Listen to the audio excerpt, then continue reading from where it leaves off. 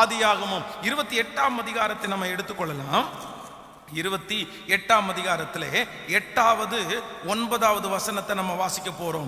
கானானியருடைய குமாரத்திகளில் தன் தகப்பனாகிய ஈசாக்கின் பார்வைக்கு ஆகாதவர்கள் என்பதை ஏசா அறிந்திருந்தாலும் ஏசா இஸ்மவேலிடத்திற்கு போய் தனக்கு முன்னிருந்த மனைவிகளும் அன்றி ஆபிரகாமுடைய குமாரனாகிய இஸ்மவேலின் குமாரத்திகளையும் நெபோத்தியின் சகோதரியுமான மகலாத்தையும் விவாகம் பண்ணினான். நன்றாய் கவனிங்கள் ஆண்டவருடைய பிள்ளைகளே. முதலாவதாக இந்த ஏசா தன்னுடைய வாழ்க்கையிலே இழந்து போன ஆசீர்வாதம், அவனுக்கென்று கிடைச்ச ஒரு யாருக்குமே கிடைக்காத வாய்ப்பை அவன் தவற விட்டுட்டான். இரண்டாவது, தான் ஆசைப்பட்ட ஒரு ஆசீர்வாதத்தை தன்னுடைய தகப்பனார் அதை நேசிக்கல, தன்னுடைய குடும்பத்தில் இருக்கிறவங்க நேசிக்கலன்றதுக்காக தான் ஆசைப்பட்ட ஆசீர்வாதத்தை இழந்தான். நம்பர் 1, முதலாவது அவனுக்கு கிடைச்ச வாய்ப்பை இழந்தான். நம்பர் 2, இரண்டாவது அவன் ஆசைப்பட்ட ஆசீர்வாதத்தை இழந்தான். ஒருவேளை இந்த ஜபத்துல இருக்கிறவங்க நீங்க கூட உங்களுடைய வாழ்க்கையில சின்ன வயசுல இருந்தே ஆசைப்பட்டிருக்கலாம், அதற்காகவே நீங்கள் வளர்ந்திருக்கலாம், அதற்காகவே நீங்க படிச்சிருக்கலாம், அதுவே உங்களுக்கு கற்பனையா இருந்திருக்கலாம். ஆனா இன்னைக்கு ஒருவேளை அந்த ஆசீர்வாதம் உங்க கைவிட்டு போயிருக்கலாம்.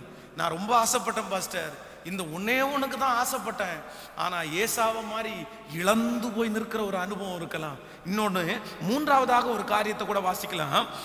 அதே ஆதியாகமம் 27ஆம் அதிகாரத்தை எடுத்துக்கொள்ளுங்கள். 27ஆம் அதிகாரம் 1வது வசனத்தை நம்ம வாசிக்க போறோம். 1-2. ஈசாக்கு முதிர் வயதானதினால் அவன் கண்கள் இருளடைந்து பார்வையற்று போன போது அவன் தன் மூத்த மகன் குமாரனாகிய ஏசாவை அழைத்து, என் மகனே என்றான். அதற்கு இதோ இருக்கிறேன் என்றான். அப்பொழுது அவன், நான் முதிர் வயதானேன், என் மரணம் இன்ன நாளில் என்று அறியேன்.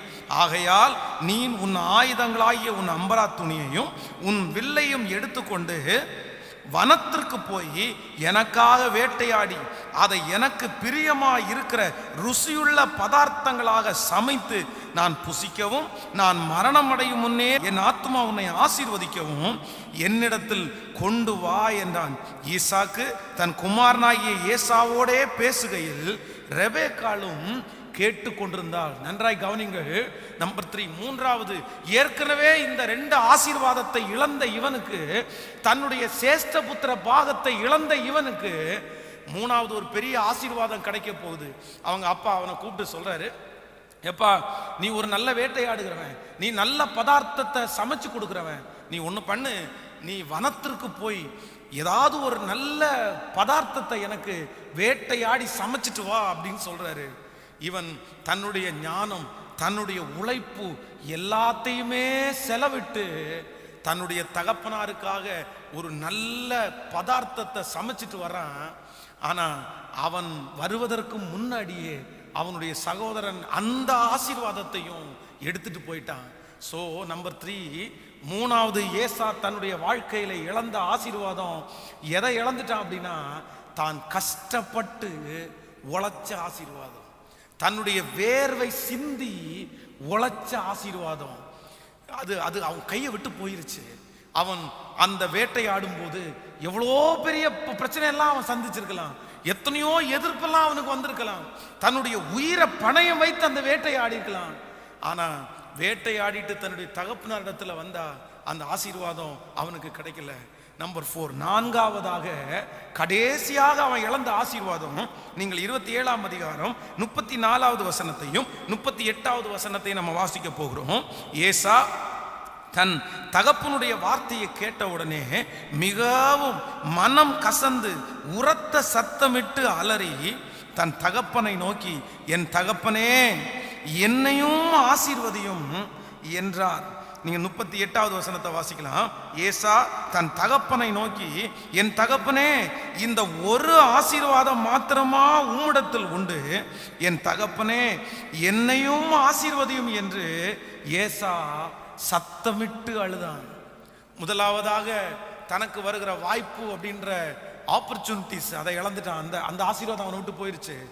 ரெண்டாவது, அவன் ஆசைப்பட்ட ஆசீர்வாதம் அவனை விட்டு போயிருச்சு. மூணாவது, அவன் கஷ்டப்பட்ட ஆசீர்வாதம் அவனை விட்டு போயிருச்சு. நாலாவது, அவனுக்கு இருக்கிற இனி ஒரே ஒரு ஆசீர்வாதம், தன் தகப்பனாருடைய ஆசீர்வாதம் மட்டும்தான். தன்னுடைய தகப்பனார் பிளஸ் பண்ணணும், எப்படியாவது தன்னுடைய தகப்பனாருடைய ஆசீர்வாதத்தை நம்ம மிஸ் பண்ணிடக்கூடாதுன்னு சொல்லி தன்னுடைய தகப்பனாருக்கு முன்பாக வந்து நிற்கும்போது அவருடைய அப்பா சொல்றாரு, இல்ல இல்ல, உன்னுடைய ஆசீர்வாதத்தை எல்லாம் உன் சகோதரன் வாங்கிட்டு போயிட்டான்ப்பா. உடனே அதான் நான் வேதத்துல ரொம்ப அழுக வருகிற ஒரு வசனம் இந்த வசனம் தான். அவங்க தகப்பனை பார்த்து ஏசா வந்து கெஞ்சிறான், அப்பா ஏற்கனவே சேஷ்ட புத்திர பாகம்ன்ற ஆசீர்வாதத்தை நான் விட்டுட்டேன்ப்பா, நான் ரொம்ப நேசித்த ஆசீர்வாதம் உங்களுக்காக விட்டுட்டேன்ப்பா, இன்னும் நான் கஷ்டப்பட்டு உங்களுக்காக கொண்டு வந்த அந்த ஆசீர்வாதம் என்னை விட்டு போயிருச்சு. ஆனா நீங்க கூட இந்த ஒரு ஆசீர்வாதத்தை தவிர வேற ஒண்ணுமே எனக்குன்னு நீங்க வச்சு வைக்கலையா? நீங்க என்ன ஆசீர்வதிக்கவே முடியாதா? தன்னுடைய தகப்பனார் சொல்றாரு, இல்லப்பா, எல்லா ஆசீர்வாதத்தையும் உங்க சகோதரன் வாங்கிட்டு போயிட்டான். தன்னுடைய வாழ்க்கையில கிடைக்கப்பட்ட 4 ஆசீர்வாதத்தையும் இழந்துட்டான். இன்றைக்கு இந்த ஜெபத்துல இருக்கிற ஆண்டவருடைய பிள்ளைகளே, நீங்களும் அப்படித்தான். இதே ஏசாவுடைய வாழ்க்கை உங்களுக்கு தொடர்ந்துட்டே இருக்கலாம். பாஸ்டர், இந்த வார்த்தை எனக்காகத்தான், நான் தான் என்னுடைய சேஷ்ட புத்திர எனக்குன்னு கிடைச்சதை நான் இழந்துட்டேன், நான் என்னுடைய உழைப்பை நான் விட்டுட்டேன் பாஸ்டர், எங்க அப்பாவுடைய ஆசீர்வாதம் இல்லைன்னா கடைசியா எனக்கு ஒரே ஒரு ஆசீர்வாதம் இருந்துச்சு, அந்த ஆசீர்வாதத்தையும் இழந்து இன்றைக்கு இந்த செய்தியை கேட்கும் போது நீங்க ஒண்ணும் இல்லாம இருந்திருக்கலாம், நீங்க எல்லாத்தையும் இழந்து வந்து நிக்கலாம். ஆனா ஆண்டவருக்குள்ள விசுவாசிக்கிறேன், மீண்டும் மறுபடியும் ஆண்டவர் உங்களுக்கு போன அந்த ஆசீர்வாதம் மட்டுமல்ல, சேர்த்து தர கர்த்தர் வல்லவரா இருக்கிறார். அதுதான் நம்ம ஆரம்பத்துல ஒரு 4 வசனத்தை வாசிச்சோம்ல. ஏசா தன்னுடைய சகோதரனை பார்த்து சொல்றான், எப்பா உன்னுடைய ஆடு மாடுகள் எல்லாம் எனக்கு வேணாம்ப்பா, என்னுடைய ஆண்டவர் என்ன நிறைவா எனக்கு கொடுத்திருக்கிறாரு, உனக்கு ஏதாவது கஷ்டமா இருக்குன்னா என்னுடைய ஆட்களை நான் வேணா விட்டுட்டு போட்டுமா உனக்காக. அப்புறம் சேயீர் மலை நாட்டு வழியாய் இஸ்ரவேல் ஜனங்கள் வரும்போது அங்கே ஒரு பெரிய வேலி போடப்பட்டிருக்கிறது. இல்ல இல்ல, இந்த மலை நாடு முழுக்க ஏசாவுக்கும் அவங்க வம்சத்துக்கும் சொந்தமானது. ஆண்டவரே அவனுக்காக அளந்து பெரிய பெரிய ராட்சதர்களை அழித்து கர்த்தர் ஒரு மிகப்பெரிய ஆசீர்வாதத்தை கொடுத்து, வேதம் சொல்லுது, ஏசாவுடைய தலையை ஆண்டவர் உயர்த்தினார். சிலருடைய சிந்தையில நம்ம நினைக்கிறோம் ஏசா ஆசீர்வதிக்கப்பட்டவன் இல்லைன்னு நினைக்கிறோம். ஆனா ஒரு காலத்துல ஏசா ஆசீர்வதிக்கப்பட்டவன் இல்லை, ஆனா திரும்ப இழந்து போன ஆசீர்வாதத்தை ஏசா திரும்பவும் பெற்றுக்கொண்டான். இன்றைக்கு உங்களை எல்லாரையும் நான் அழைக்கிறேன், நீங்க என்ன செய்யணும்னா, ஒருவேளை நீங்க ஆசீர்வாதத்தை இழந்து போயிருந்தாலும் மீண்டும் அந்த ஆசீர்வாதத்தை பெற்றுக்கொள்றதற்கு ஆண்டவரிடத்துல எல்லாருமே கேளுங்க.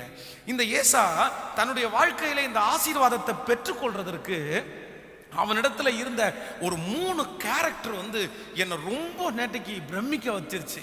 உண்மையிலே எனக்கு ரொம்ப சந்தோஷமா இருந்துச்சு. நம்ம நிறைய பேர் ஏசாவை வந்து அதான் கெட்டவன் கெட்டவன் கெட்டவன்ற பட்டியலில் நம்ம கொண்டு வந்து நிறுத்திட்டோம். ஆனா உண்மையிலே இன்றைக்கு நான் சொல்ற இந்த 3 காரியத்தை நீங்க பார்த்தீங்கன்னா ஏசாவை மாதிரி நல்லவன் யாரும் இல்லை நீங்க சொல்லுவீங்க.